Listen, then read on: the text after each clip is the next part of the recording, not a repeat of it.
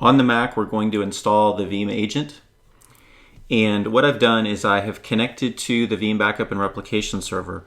I actually took this directory where we did the export earlier. In the beta, it's called TBD Mac. And I created a share, a Windows share. And I connected to that from my Mac. And I've got this here just to show you that the files that are here are the same files that are represented here. You'll notice in this directory that there are two different Veeam Agent for Mac packages. There is this bottom one here that basically says Veeam Agent for Mac 1.0.0.304. This particular agent will be the one that you use if you need to have support for Catalina or Mojave.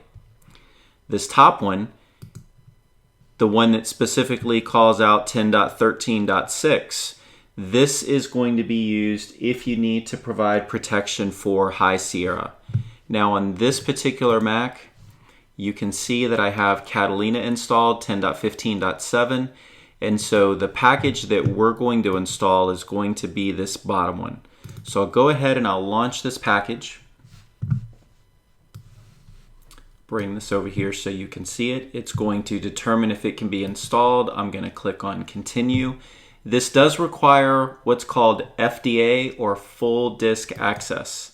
So as we step through this particular installation and we agree and we click continue,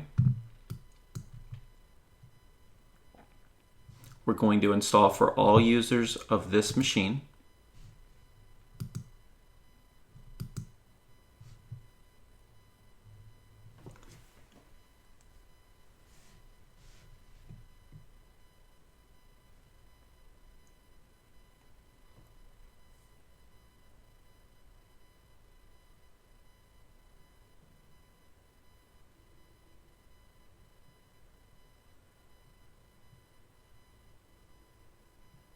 And we're done.